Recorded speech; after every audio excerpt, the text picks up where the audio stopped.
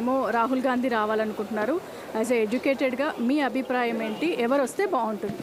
అమ్మ 100కి 100% BJP government Narendra మోడీకి రావాలని కోరుకుంటున్నాం.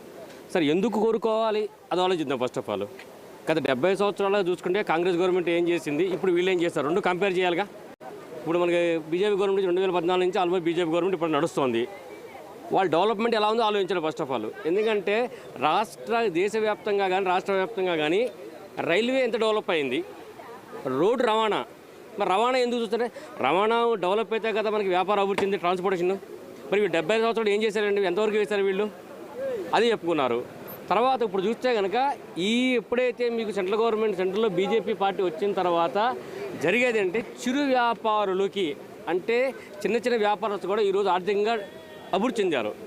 ఇప్పుడు ఆన్లైన్ ట్రాన్సాక్షన్ జరిగింది, మనం గూగుల్ పే చేస్తున్నాము, ఫోన్పే చేస్తున్నాము.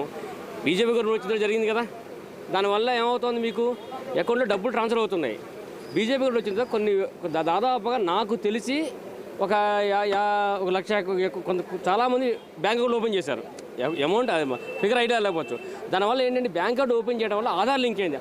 ఆధార్ లింక్ అవడం వల్ల వాళ్ళు ఏం చేస్తున్నారు, వాళ్ళ వ్యాపారం ఏంటి, వాళ్ళ ఎకనామీ ఏంటి బయటపడింది కదా. జీడిపి ఎంత అభివృద్ధి, ఎంతమంది జిఎస్టీ ట్యాక్స్ కడుతున్నారు, ట్యాక్స్ కడితేనే కదా ఈరోజు.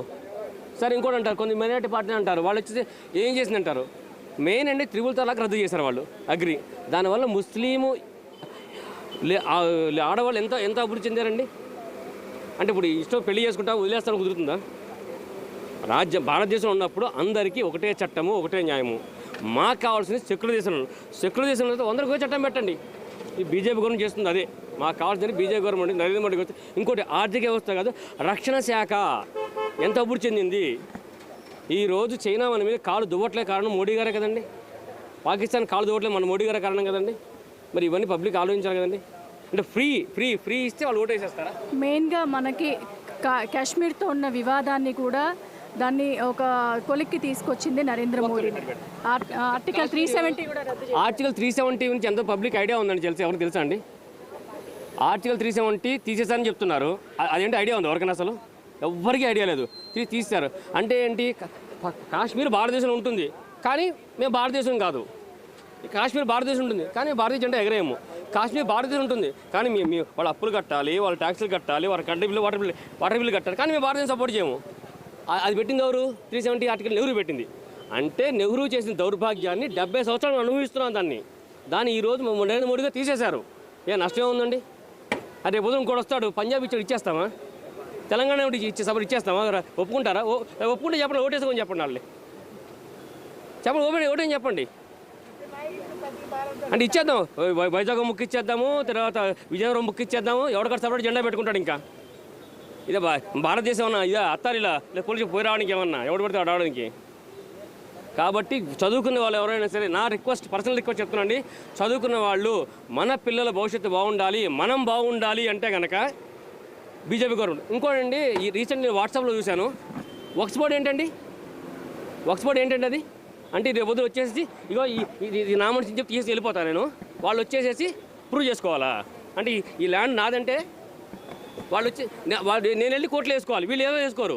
నేను కోర్టు చుట్టూ పిచ్చుకోకలు తిరగాలి నేను. వాళ్ళు సివిల్ కోర్టు రారు, వాళ్ళ కోర్టుకు వస్తారంట. అదెక్కడ న్యాయం అండి? భారతదేశంలో ఉన్నప్పుడు అందరికీ ఒకే కోర్టు, ఒకే న్యాయం, ఒకే హైకోర్టు, ఒకే సుప్రీంకోర్టు, ఒకటే లా ఉండాలి. వాళ్ళు సపరేట్ ఏమన్నా వేరే దేశం తిరిగి వచ్చారేమన్నా టర్కీకి వెళ్ళిపోమని చెప్పండి, పాకిస్తాన్ వెళ్ళిపోమని నష్టం లేదు మాకేమి. కాబట్టి చదువుకున్న వాళ్ళకి చెప్తున్నా ఏంటంటే, నా పర్సనల్ ఒపీనియన్, దయచేసి నరేంద్ర మోడీని గెలిపిస్తే కనుక మనము ఇంకొక 50 ఏళ్ళు బతుకుతాం. లేదనకంటే మన బతుకు సంక్రాంతి మాంజలు పట్టినట్టే. సో గవర్నమెంట్ ఏదొస్తే బాగుంటుంది నీ ఒపీనియన్? అంటే ఇప్పుడు బీజేపీ 2 times వచ్చింది కదా, so I think there should be a change. లేదంటే ఇంకా ఆపోజిషన్ చాలా తక్కువైపోయి ఇంకా కాంపిటీషన్ కూడా ఉండదు. సంథింగ్ లైక్ డిక్టేటర్షిప్ లాగానే అయిపోతుంది ఇంకా.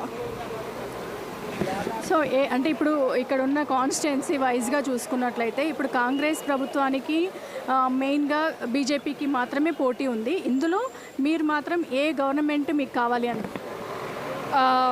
కాంగ్రెస్ వస్తే ఓకే అనిపిస్తుంది. సో ఎందుకు? Why Congress? Simple, first BJP అయితే వద్దు అని అనిపిస్తుంది నాకైతే. Why you are not willing to BJP? BJP వల్ల చాలా లైక్ మొత్తం గొడవలు అవుతున్నాయి రిలీజియస్లో. ఇంకా అంటే మొత్తం బ్రెయిన్ వాష్ చేస్తుంది మోడీ గవర్నమెంట్ మొత్తము. గుడిమల్కాపూర్ ఏరియాలో పబ్లిక్ ఒపీనియన్ తీసుకున్నాము, అందరు కూడా నరేంద్ర మోడీనే రావాలి అని చెప్పేసి